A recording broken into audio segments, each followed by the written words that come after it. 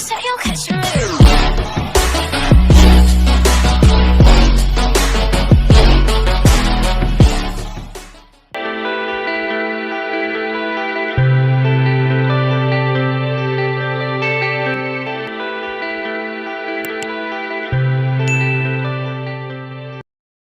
नमस्कार।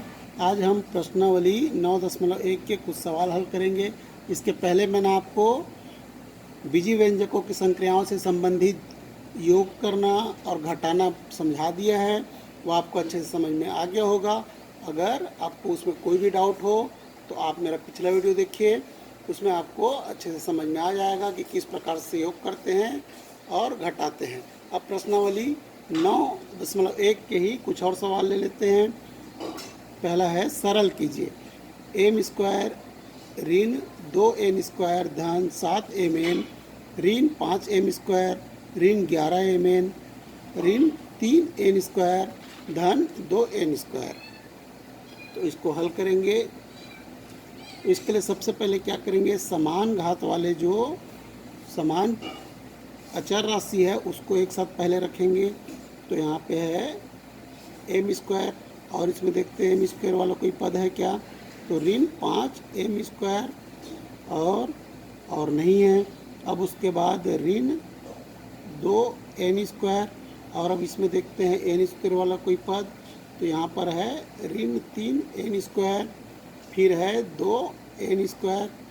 अब आते हैं धन 7mn, उसके बाद mn वाला पद और है ऋण 11mn। क्या हमारा कोई पद छूट गया है, उसके लिए गिन के देख लेते हैं कितने पद हैं। 1 2 3 4 5 6 7 1 2 3 4 5 6 7। तो हमारे सारे पद हमने लिख लिया है, जिसको एक समान वाला जो अचर राशि है उसके क्रम में हमने जमा दिया है। अब क्या करेंगे कि समान चर वाला जो राशि है उसको जोड़ना घटाने की क्रिया करेंगे। तो ऋण 5m² से m² घटेगा, क्योंकि यहाँ पर धन चिन्ह है और उसका गुणांक 1 है, तो इससे धन चिन्ह और ऋण चिन्ह घट जाता है। तो यह हो जाएगा ऋण 5 में 1 घटाएंगे, क्या बचेगा, ऋण 4m²। अब इसमें ऋण 2n², ऋण 3n² और धन 2n², ये 3 पद है।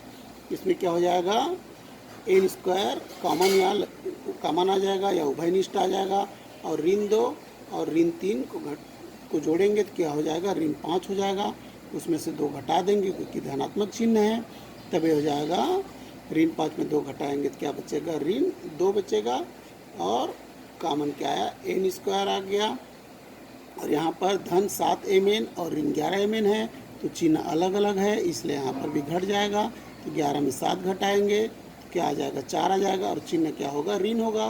क्यों ऋण होगा, क्योंकि ऋण चिन्ह वाला जो संख्या है वह बड़ा है और धन चिन्ह वाला संख्या छोटा है। तो हमेशा याद रखिए कि जब हम जोड़ने घटाने की प्रक्रिया करते हैं और जब घटाते हैं तो चिन्ह उसका लिखा जाता है जो जिस चिन्ह वाली संख्या बड़ा होता है, उस संख्या का चिन्ह लिखा जाता है। तो यहाँ पर हो जाएगा ऋण 4mn।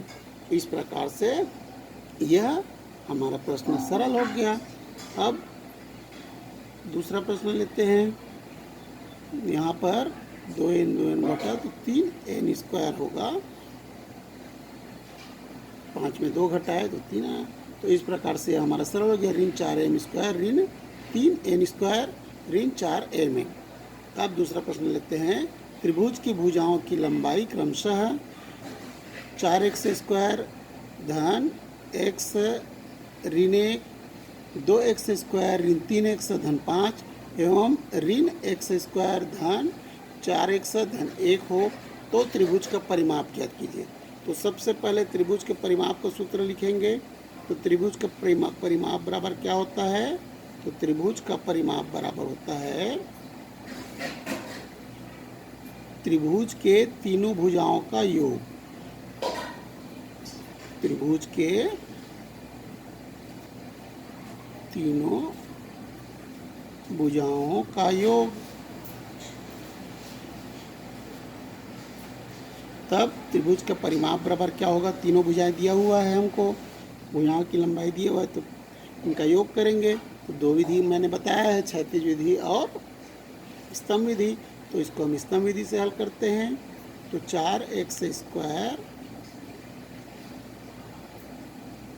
धन x ऋण 1, उसके नीचे में इसको लिख देंगे, स्क्वायर के नीचे में स्क्वायर वाला, तो 2x स्क्वायर ऋण 3x धन 5, और ये हो जाएगा ऋण x स्क्वायर धन 4x धन 1।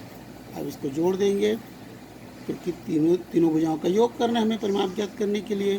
तब यह हो जाएगा 4 और 2 6, 6 में 1 घटा देंगे, ये बचेगा 5x स्क्वायर, और यहाँ पर धन धन वाला चिन्ह वाला जुड़ जाएगा, तो 4 और 1 5, 5 में 3 घटा देंगे, तो यह बचेगा धन 2x, और यह हो जाएगा 5 और 1 6, 6 में 1 घटाएंगे, क्या बचेगा 5। इस प्रकार से यह हो जाएगा 5x स्क्वायर धन 2x धन 5। इस प्रकार यह आपको अब अच्छे समझ में आ गया होगा। प्रश्न 9.1 के सवाल अच्छे समझ में आ गया होगा, तो अब आप आसानी से अन्य सवाल बना सकते हैं। धन्यवाद।